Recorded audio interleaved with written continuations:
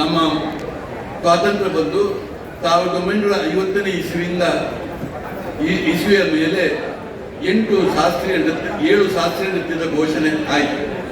ಅದು ನಮ್ಮ ಭರತನಾಟ್ಯ ಇರ್ಬೋದು, ಕೂಚಿಪುಡಿ ಇರ್ಬೋದು, ಕಥಕ್ಕಲಿ ಇರ್ಬೋದು, ಕಥಕ್ ಇರ್ಬೋದು, ಆಮೇಲೆ ಒಡಿಸಿ ನೃತ್ಯ ಇರ್ಬೋದು, ಅಸ್ಸಾಮಿನ ಸಕ್ರಿಯ ನೃತ್ಯ, ಆಮೇಲೆ ಮಣಿಪುರ ನೃತ್ಯ. ಈ 8 ವಿಧದ ಶಾಸ್ತ್ರೀಯ ನೃತ್ಯಗಳು ನಮ್ಮ ದೇಶದಲ್ಲಿ ಇರುವುದು.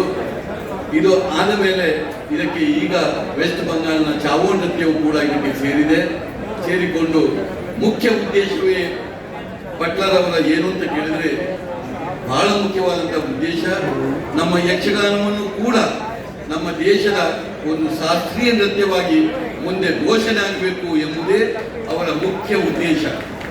ಅದಕ್ಕಾಗಿ ಇವತ್ತು ಎಲ್ಲ ಪ್ರೇಕ್ಷಕ ವರ್ಗಕ್ಕೂ ಕೂಡ ಇದರ ಪರಿಜ್ಞಾನಗಳು ಬೇಕು. ಮತ್ತೆ ನಾವೆಲ್ಲ ಅದರ ಬೇರೆ ಬೇರೆ ಸಂಬಂಧಪಟ್ಟ ಪಂಡಿತರು ಸೇರಿಕೊಂಡು ಅದಕ್ಕೆ ಬೇಕಾದಂಥ ಕೆಲಸಗಳನ್ನು ಮಾಡಿ ಕೇಂದ್ರ ಸರ್ಕಾರದ ಅಧೀನದಲ್ಲಿರುವಂಥ ಕೇಂದ್ರದ ಶಾಸ್ತ್ರೀಯ ನೃತ್ಯ ಮತ್ತು ನಾಟಕ ಸಂಗೀತ ಮತ್ತು ನಾಟಕ ಅಕಾಡೆಮಿ ಮುಖಾಂತರ ಮುಂದೆ ಅದು ಘೋಷಣೆ ಆಗಬೇಕು ಎಂಬುದೇ ನಮ್ಮ ಆಶೆ. ಇದಕ್ಕಾಗಿ ಇವತ್ತಿನ ಇಡೀ ದಿನದಲ್ಲಿ ಬಿಡು ಇದ್ದಲ್ಲಿ ಅಲ್ಲಲ್ಲಿ 8 ವಿಧದ ಶಾಸ್ತ್ರೀಯ ನೃತ್ಯವನ್ನು ತೋರಿಸಿ ಕೊನೆಗೆ ಯಕ್ಷಗಾನವನ್ನು ತೋರಿಸಬೇಕು ಎಂಬ ಮಾತನ್ನು ಪಟ್ಲರವರು ಇಂಗಿತವನ್ನು ತೋರ್ಪಡಿಸಿದ್ದಾರೆ. ಈಗ ಭರತನಾಟ್ಯದ ಮುಖಾಂತರ ನಾವು ಈ ಕಾರ್ಯಕ್ರಮ ಪ್ರಾರಂಭ ಮಾಡ್ತೇವೆ. ಬಹಳ ಮುಖ್ಯವಾಗಿ ಶಾಸ್ತ್ರೀಯ ನೃತ್ಯ 8 ಶಾಸ್ತ್ರೀಯ ನೃತ್ಯ ಕಲಿಯುವುದರಿಂದ ಕ್ರಮಬದ್ಧ ಶಾಸ್ತ್ರೋಕ್ತ ಚಲನವಲನಗಳಿಂದ ಕೂಡಿದ ಶಾಸ್ತ್ರೀಯ ನೃತ್ಯ ಕಲಿಕೆಯಿಂದ ಶರೀರಕ್ಕೆ ಶಕ್ತಿ, ಕಣ್ಣುಗಳಲ್ಲಿ ಕಾಂತಿ, ನೆನಪಿನ ಶಕ್ತಿಯ ಹೆಚ್ಚಳ, ಮುಖದಲ್ಲಿ ತೇಜಸ್ಸು, ವರ್ತನೆಯಲ್ಲಿ ಮೃದುತ್ವ, ಚಾಲನಾಶಕ್ತಿ ಹೆಚ್ಚುವಿಕೆ ಮುಂತಾದವುಗಳು ಶಾಸ್ತ್ರೀಯವಾದಂತಹ ನಮ್ಮ 8 ವಿಧದ ನೃತ್ಯಗಳಿಂದ ಬರಲಿಕ್ಕೆ ಸಾಧ್ಯ. ನೃತ್ಯ ಭಾಗ್ಯದ ಕಲಿಕೆಯ ಅಭಿನಯಗಳಿಗೆ ಹಿನ್ನೆಲೆಯಾಗಿರುವ ಸಾಹಿತ್ಯದಿಂದ ಕಾಲಕಾಲದ ಸಂಸ್ಕೃತಿ, ನಡೆನುಡಿಗಳನ್ನು, ದೇವರು, ಧರ್ಮ, ಪುರಾಣ ವಿಚಾರ, ಬದುಕಿನ ವಿವಿಧ ಭಾಗಗಳು, ಅದಕ್ಕೆ ಕೊಡುವ ಪ್ರತಿಕ್ರಿಯೆಗೆ ಫಲ, ನೀತಿ ವಿಚಾರಗಳನ್ನು ಗೊತ್ತಿಲ್ಲದೆ ಅದು ಕಲಿಸುತ್ತದೆ. ಅರಿವಿಲ್ಲದೆ ಗುರು ಹಿರಿಯರಿಗೆ ಕೊಡಬೇಕಾದ ಗೌರವ, ವಿನಯ ಗುಣ ಇತ್ಯಾದಿಗಳು ಮೈಗೂಡುತ್ತದೆ. ಏಕಾಗ್ರತೆ ಹೆಚ್ಚಿಸುತ್ತದೆ, ಏಕಪಾಠಿಗಳನ್ನಾಗಿಸುತ್ತದೆ. ಏಕಾಗ್ರತೆಯಿಂದ ಕಾರ್ಯಕ್ರಮಗಳನ್ನು ಕಾಣುವ ಪ್ರೇಕ್ಷಕರಿಗೂ ಮತ್ತು ಕಲಾವಿದರಿಗೂ ಸಂತೋಷ ಜೊತೆಗೆ ಮಾನಸಿಕ ಶಿಕ್ಷಣವನ್ನು ನೀಡುತ್ತದೆ. ಪುರಾಣ, ಇತಿಹಾಸ, ಸಮಾಜ, ಗಣಿತ, ಭಾಷೆ ಮುಂತಾದ ವಿಚಾರಗಳನ್ನು ತಿಳಿಸುತ್ತದೆ. ಸತತ ಪರಿಶ್ರಮ, ಶ್ರದ್ಧೆ, ಶಿಸ್ತುಗಳು ಎಲ್ಲ ವಿಚಾರಗಳನ್ನು ನೃತ್ಯ ವ್ಯಾಪ್ತಿಗೆ ಸುಲಭ ಸಾಧ್ಯವಾಗ್ತದೆ.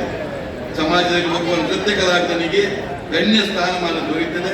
ಒಟ್ಟಿನಲ್ಲಿ ಮಾನವನ ಪರಿಪೂರ್ಣ ವಿಕಾಸಕ್ಕೆ ನೃತ್ಯಕಲೆ ಸಹಾಯ ಮಾಡಿ ಬದುಕಿನ ಆನಂದ ನೀಡುತ್ತದೆ. ಅದಕ್ಕಾಗಿ ಇವತ್ತು ಭರತನಾಟ್ಯವನ್ನು ಪ್ರಾರಂಭದಲ್ಲಿ ಮಾಡಿಕೊಂಡು ಮುಂದೆ ಬಿಡುವಿದ್ದಾಗ ಒಂದೇ ನೃತ್ಯವನ್ನು ನಿಮಗೆ ಇವತ್ತು ಬೆಳಗಿನ ಸಂಜೆಯವರೆಗೆ ತೋರ್ಪಡಿಸಲಿಕ್ಕೆ ಇದ್ದಾರೆ. ಈಗ ಭರತನಾಟ್ಯ ಇಂದಿನ ಅಖಂಡ ಕರ್ನಾಟಕ ಅಥವಾ ಈಗಿನ ಕರ್ನಾಟಕ ಮತ್ತು ತಮಿಳುನಾಡಿನ ರಾಜ್ಯಗಳಲ್ಲಿ ಪ್ರಚಲಿತವಾಗಿರುವಂತಹ ಶಾಸ್ತ್ರೀಯ ನೃತ್ಯ. ಇದರಲ್ಲಿ ನೃತ್ಯ ಮತ್ತು ಅಭಿನಯಗಳಿಗೆ ಮಾತ್ರ ರಂಗಪ್ರಸ್ತುತಿ ಕಾಣಿಸುತ್ತದೆ. ಪ್ರಸ್ತುತ ಭರತನಾಟ್ಯವನ್ನು ತಂಜಾವೂರಿನ ಸಹೋದರರು ರೂಪಿಸಲು ಎನ್ನಲಾಗುವ ಮಾರ್ಗ ಪದ್ಧತಿಯಲ್ಲಿ ಗುರುಮುಖಿಯನ್ನು ಕಲಿತಾರೆ.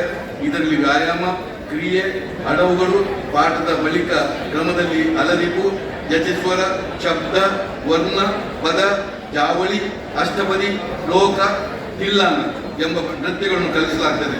ಒಟ್ಟಿನಲ್ಲಿ ಏಕಾಗ್ರದಲ್ಲಿ ರಂಗಪ್ರಸ್ತುತಿ ಕಾಣುವ ಸಂಗೀತ, ನೃತ್ಯ ಮತ್ತು ಅಭಿನಯದ ಸುಂದರವಾದ ಸಮ್ಮಿಲನವೇ ಭರತನಾಟ್ಯ.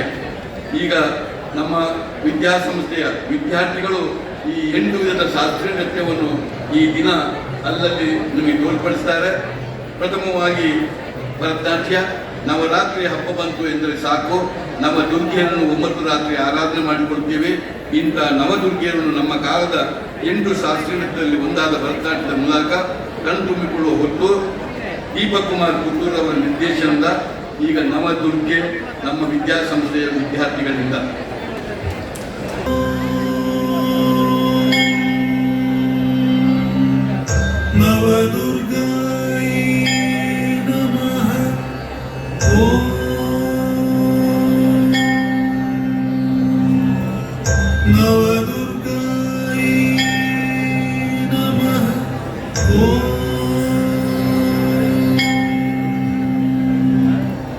ಭವ